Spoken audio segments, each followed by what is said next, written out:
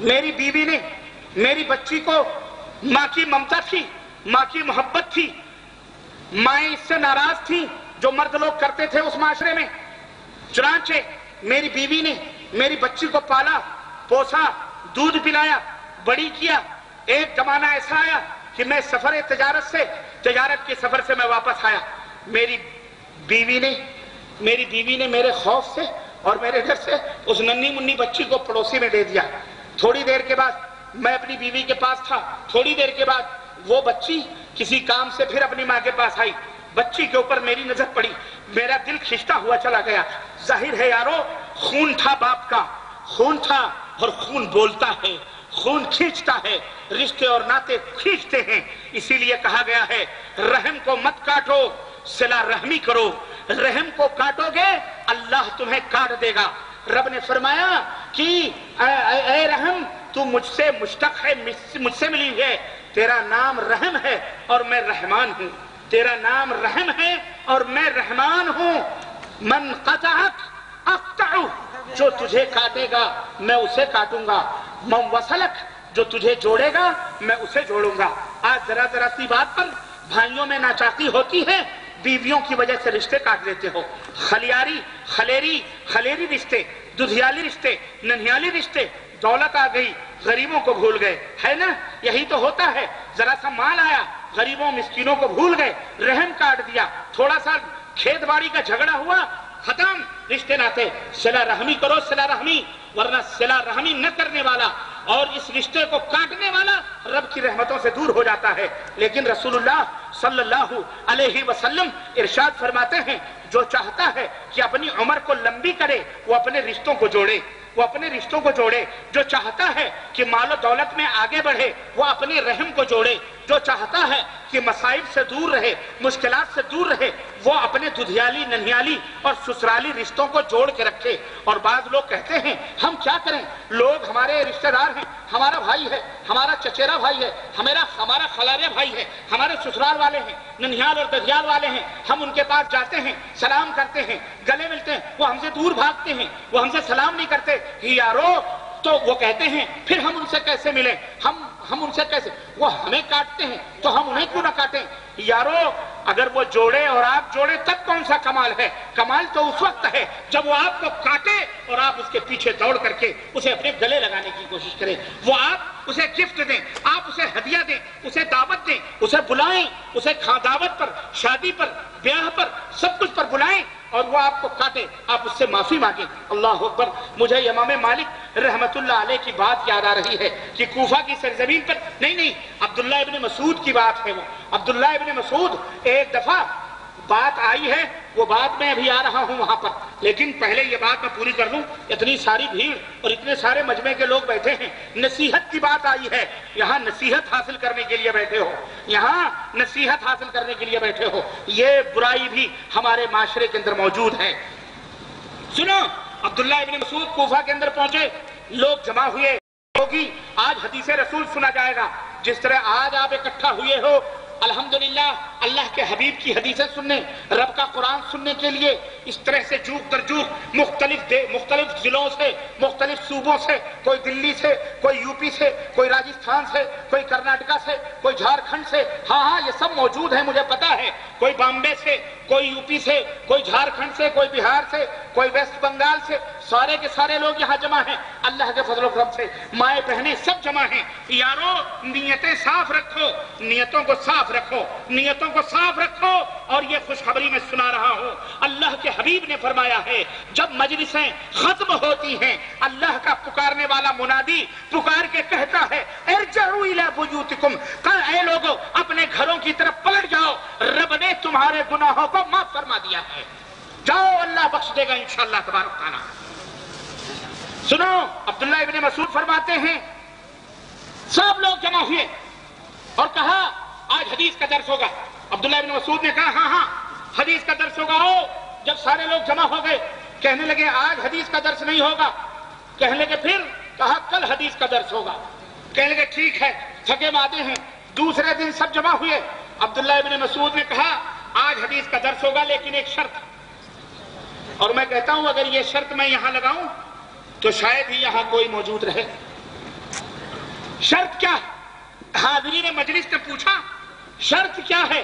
کہنے لگے شرط یہ ہے کہ میری مجلس میں جو شخص اپنے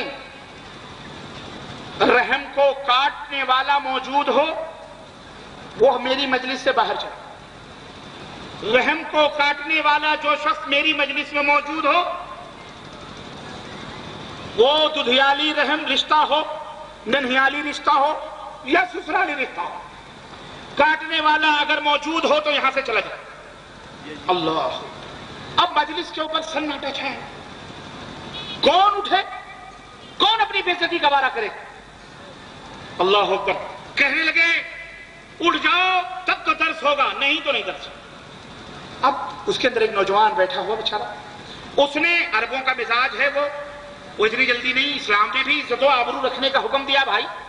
اسلام نے بھی عزت و آبرو، اسلام نے تو عزت و آبرو، مسلمان کی عزت و حرمت کا اللہ اکبر اتنا خیال کیا ہے کہ نبی علیہ السلام نے فرمایا اگر نماز کے اندر تمہیں کوئی وضو ٹوٹنے کا اندیشہ ہو، ریا خارج ہو جائے، اپنے ناک کو پکڑ کر کے یوں تم سب سے باہر نکل آؤ. کیوں؟ آدمی جب ناک کو پکڑ لیتا ہے اسے پہچاننا بہت مشکل ہوتا ہے کہ نہیں؟ آدمی جب ناک کو پکڑ لیتا ہے اسے پہچاننا بہت مشکل ہوتا ہے.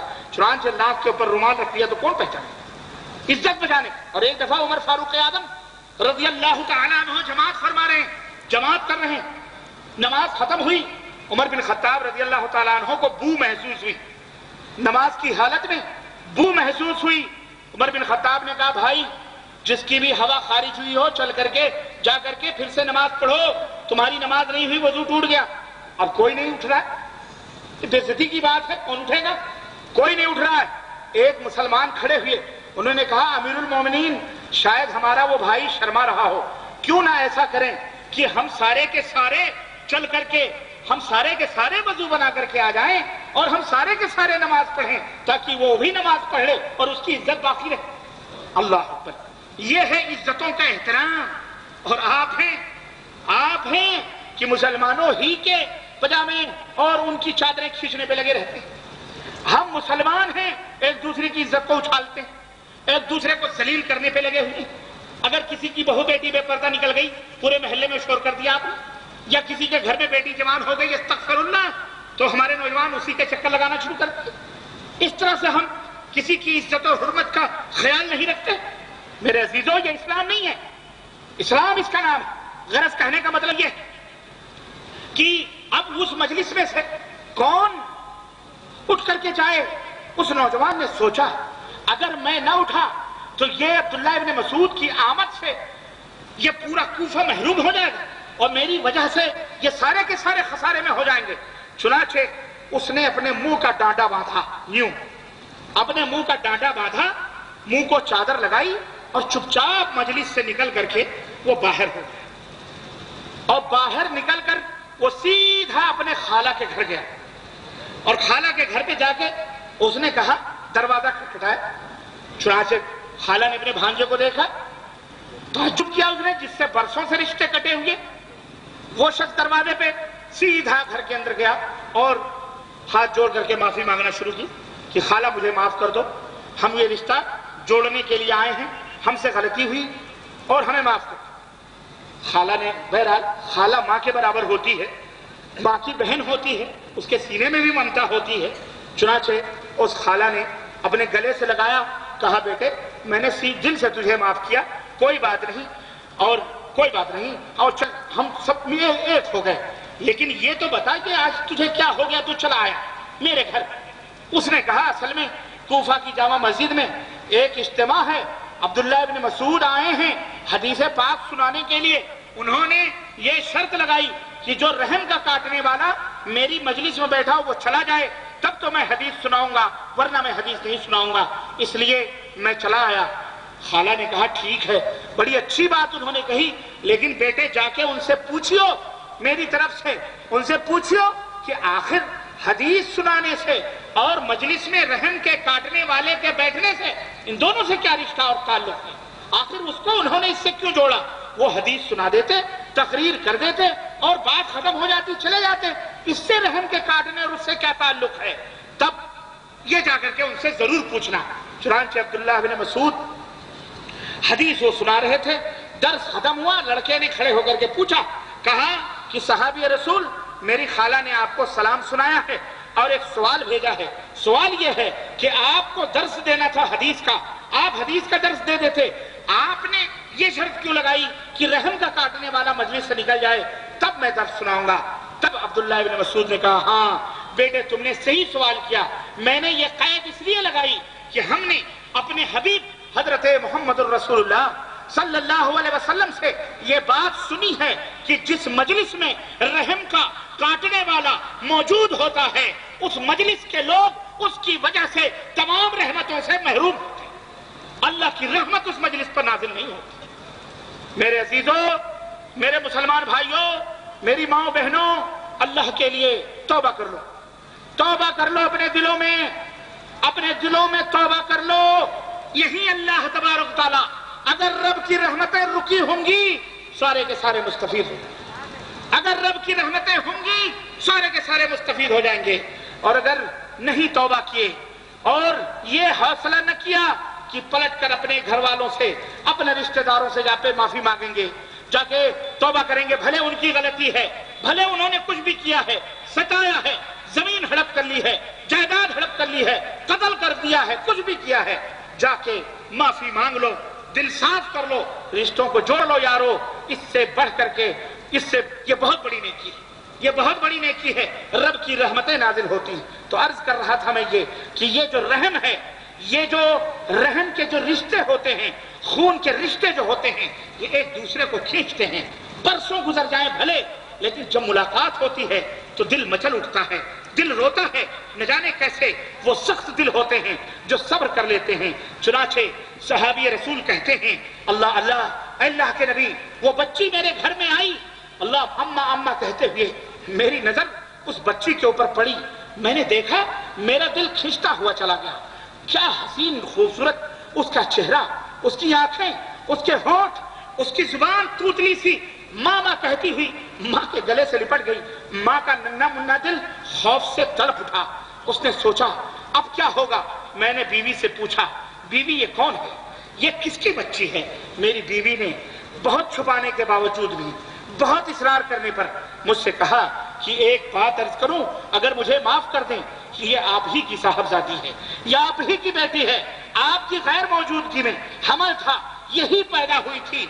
मेरे जमीर ने गवारा नहीं किया कि मैं इतनी खूबसूरत बच्ची को मैं अपने से जुदा कर सकूं, और मैंने इसको पाला है, मैंने इसको पोसा है। लिल्लाह इसके ऊपर रहम करना, लिल्लाह इसके ऊपर करम करना, इसकी जान न लेना। कहने लगे, थोड़ी देर के लिए मेरा दिल मचल गया, थोड़ी देर के लिए मेरा दिल नरम हो गया, लेकिन फिर माशरे और समाज के तानो तशनी की गैरत मेरे ऊपर गालिब आई और मेरे ज़मीर ने मुझे ये झिझोड़ा और कहा, दुनिया के लोग अपनी बच्चियों को जिंदा दरगोर करते हैं, अगर तुम नहीं करोगे तो दुनिया तुम्हें ताने देगी। चुनाचे एक दिन दिल पर पत्थर रख करके मैंने अपने नन्ही मुन्नी बच्ची की उंगली को पकड़ा और हाथ में मैंने फावड़ा लिया। मैं अपने पीछे पीछे अपनी बच्ची को लेते हुए एक सुनसान वादी की तरफ निकला। जंगल को पार करके मैं उस सुनसान वादी में पहुंचा। ए अल्लाह के नबी, मैं गड्ढा खोदने लगा। मेरी नन्ही मुन्नी बच्ची अपने नन्हे मुन्ने हाथों से उस गड्ढे की मिट्टियों को हटाती जाती थी, और जो गर्दो गुबार मेरे दामन पर लगते, मेरी चादर पे लगते, वो अपनी तूतली जुबान से कहती, अब्बू तेरी चादर मैली हो रही है। अब्बू, मैं उस गर्दो गुबार को मेरे जिस्म से झाड़ती, लेकिन उसकी ये हरकतें, उसकी तूतली जुबान मेरे सख्त दिल को नरम न कर सकी। ए अल्लाह के नबी, ए अल्लाह के नबी, मैंने गड्ढे खोदे। गड्ढे खोदने के बाद में मैंने अपनी उस नन्ही मुन्नी बच्ची का हाथ पकड़ा और मैंने उस बच्ची को उसी कब्र के अंदर मोड़ करके रख दिया, और मैंने उसके ऊपर पत्थर डाले और मट्टियों के तोड़े डालने शुरू किए। उसकी चीखें आज भी मेरे कानों से टकराती हैं, मेरा सीना फटने लगता है। वो मुझे अब्बू अब्बू कहकर के आवाज दे रही थी, लेकिन मैं था अल्लाह के नबी कि मैं बगैर रहम किए हुए मैं उसके ऊपर मट्टियां ही डालता रहा, मट्टियां ही डालता रहा। अल्लाहु अकबर, इतना शकीउल कल्ब, कहने लगे अल्लाह के नबी। और इस तरह से मैं अपने घर को वापस आया। नबी किस्सा सुन रहे हैं, सहाबी किस्सा बयान करने वाले, दाढ़ियां सहाबी की तरह हो रही थी। नजर उठाई तो पैगंबर इस्लाम हजरत मोहम्मद रसूलुल्लाह جو محسن انسانیت تھے، آپ کی داڑھی مبارک آنسوؤں سے تربتر تھے، آنسوؤں سے تربتر تھے۔ اللہ اکبر، یہ وہ زمانے بھی گزرے ہیں